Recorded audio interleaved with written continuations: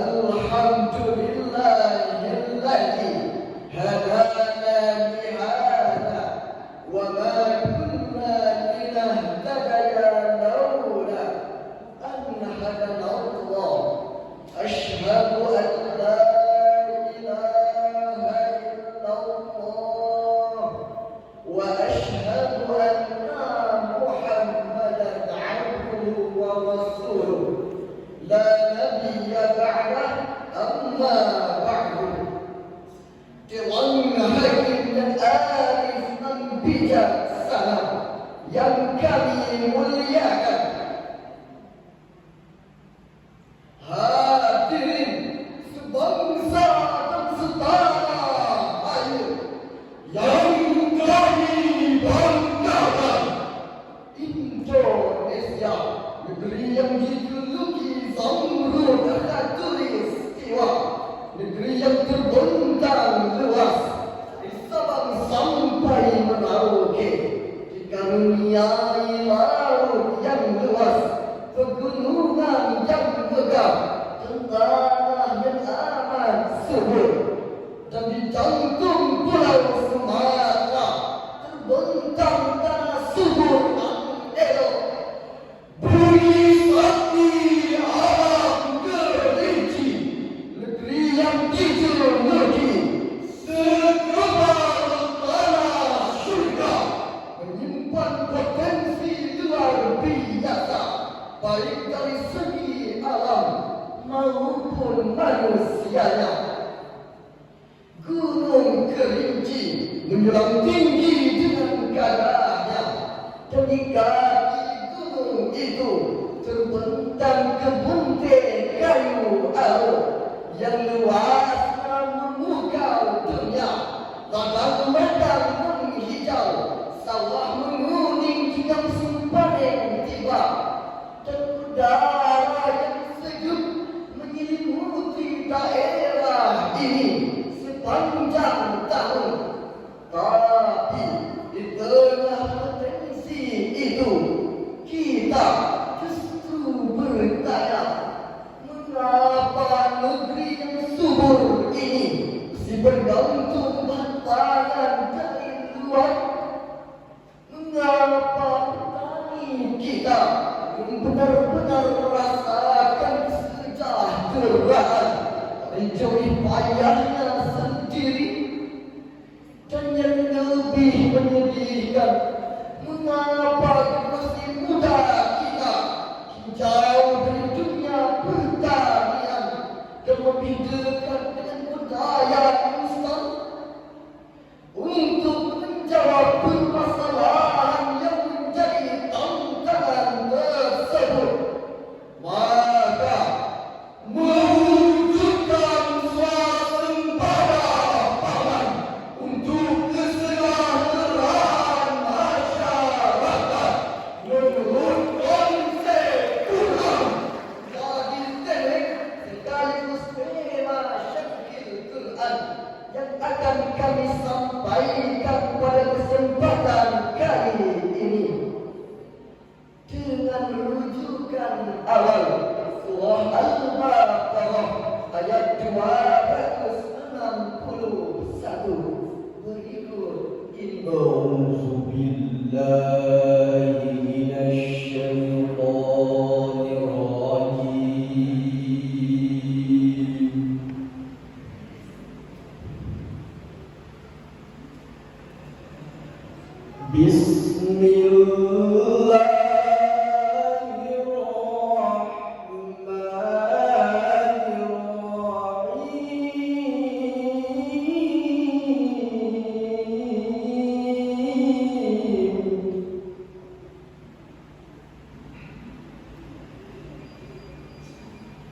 Masalul ladzina yunfiquna amwalahum fi sabilillah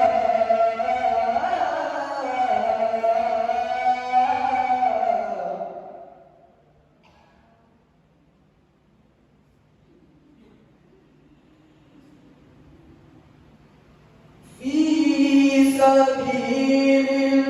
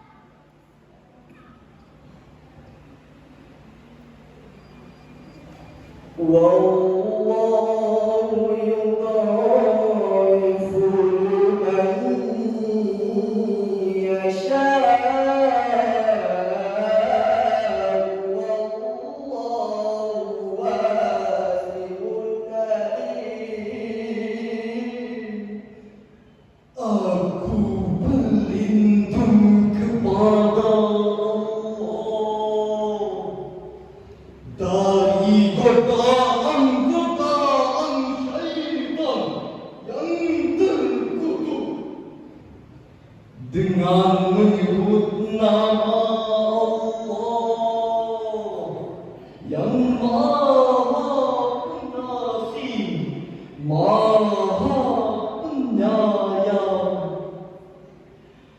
Perumpamaan orang-orang yang menginfakkan hartanya di jalan Allah Ta'ala seperti orang-orang yang menabur sebutir biji benih yang menumbuhkan 7 tangkai. Pada setiap tangkai ada 100 biji. Allah melipat gandakan pahala bagi siapa yang Dia kehendaki. Allah Maha Luas lagi Maha Mengetahui. Hadirin yang dirahmati oleh Allah, dalam sejarah terdahulu ada seorang Nabi yang menunjukkan bagaimana seharusnya manusia mempersiapkan masa depan dengan bijak ketika sebuah negeri akan dilanda masa paceklik. Beliau memerintahkan untuk terus menanam dan menyimpan hasil pertanian secara bertahap dan membagikan dengan adil ketika masa sulit tiba. Inilah gambaran konsep swasembada yang diwarnai dengan nilai-nilai Islam, bukan hanya sekedar teknik pertanian, tetapi tentang tanggung jawab, keadilan dan amanah atas bumi yang Allah titipkan. Swasembada badan dalam Islam bukan hanya sekedar berapa banyak produksi, tetapi bagaimana manusia bertani dengan niat benar dan menyimpan hasil pertanian dengan tidak berlebih-lebihan, serta mendistribusikannya dengan memperhatikan keseimbangan sosial. Jika hal ini dilakukan, menanam dengan ikhtiar, menyimpan dengan bijak, dan membagikan dengan adil, maka kemandirian badan bukan lagi sekedar impian, tetapi akan menjadi kenyataan. Kerinci telah diberi modal luar biasa oleh Allah. Tanah yang subur, air yang jernih, Udara yang bersih, dan masyarakat yang bekerja keras. Sayangnya modal itu diiringi dengan sistem pertanian dan distribusi yang memihak pada petani. harga hasil panen seringkali ditentukan oleh tengkulak. Petani biarkan berjuang sendirian menghadapi cuaca, pupuk mahal dan kebijakan yang belum sepenuhnya berpihak. Jika kita tidak menjaga tanah ini, jika kita terus membiarkan lahan produktif alih fungsi menjadi perumahan dan bangunan, jika kita tidak menghargai keinginan petani, maka kita telah menodai amanah besar yang Allah titipkan pada kita sebagai khalifah di bumi. Kerusakan itu bukan kerusakan fisik, tetapi kerusakan nilai dan peradaban. Dan yang lebih menyedihkan, mengapa generasi muda kita jauh dari dunia pertanian dan lebih dekat dengan budaya instan. Kulihat ibu pertiwi Menunjuk di antara orang yang sunyi, menangis dalam sepi yang tak peduli. Tanahnya subur tapi dibiarkan kosong. Petaninya lemah tapi tak dianggap. Anaknya sendiri lupa pulang, lebih mementingkan gedung tinggi dari seorang yang menanti. Perbedaan tak lagi dirangkul, malah dijadikan alasan untuk saling meninggalkan. Jika begini menurut, bagaimana kita bisa adil dengan damai? Bagaimana kita bisa makan dengan rendah diri? Ibu Pertiwi tak butuh air mata. Ia butuh kita kembali membawa cantum, bukan caci maki, menanam cinta, bukan curiga. Saudaraku, bangsa ini sedang langkah menuju Indonesia Emas 2045. Sebuah mimpi besar menjadi bangsa yang mandiri, maju dan berjaya saing tinggi. Bagaimana mungkin itu tercapai jika Tuhan pokok masih harus diimpor? Bagaimana kita berbicara soal kemandirian jika makanan tergantung pada negara lain? Dalam Islam, makanan hasil tangan sendiri adalah kemuliaan, dan bercocok tanam adalah pekerjaan yang dihargai. Hadirin, jangan penghuni neraka yang kami khawatirkan, dan hadirin, jangan penghuni syurga yang kami banggakan. Kita mengubah cara pandang.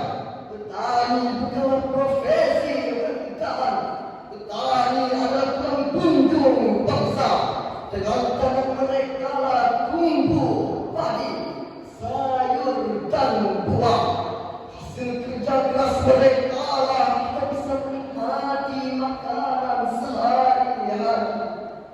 Jika mereka tidak dihormati, maka kita telah menghina kehidupan itu sendiri.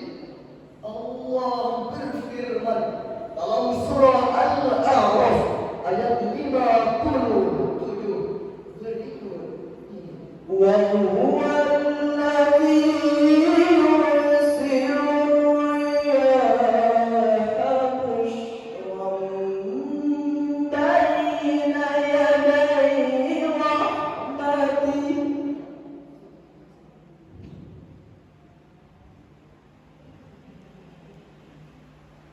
حَتَّى إِذَا أَقَلَّتْ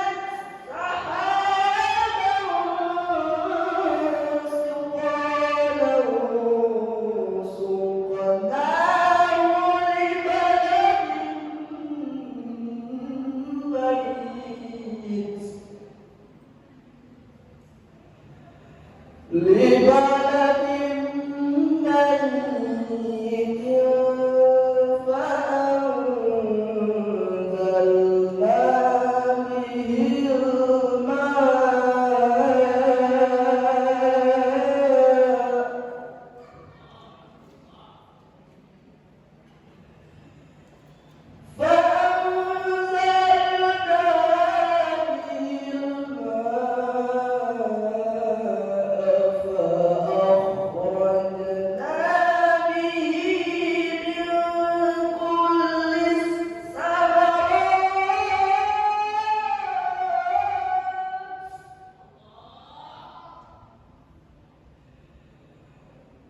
كذلك نخرج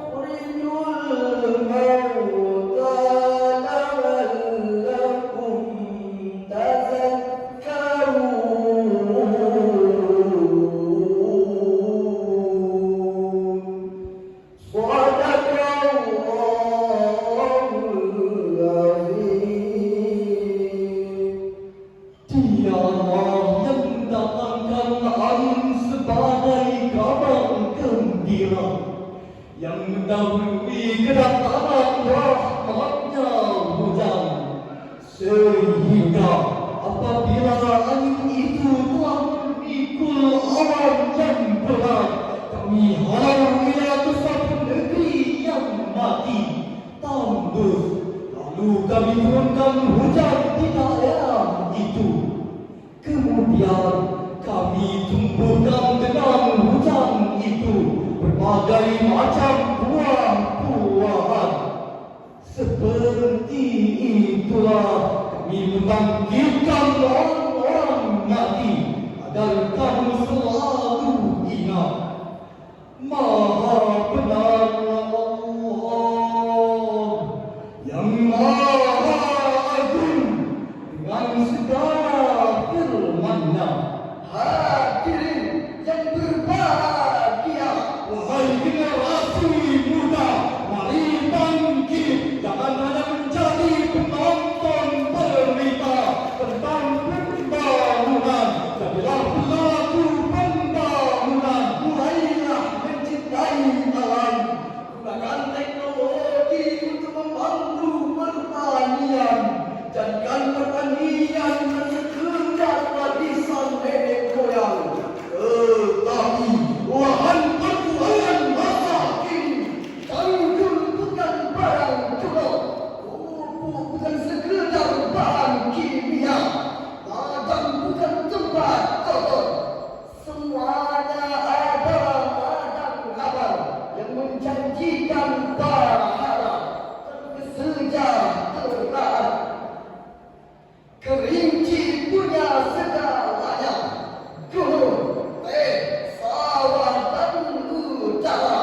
Yang terpenting, kerinci punya pemuda-pemudi Al-Quran yang siap menjaga tanah ini dengan iman dan ilmu, yang bukan hanya membaca Al-Quran, juga menghidupkan isinya dalam kehidupan nyata.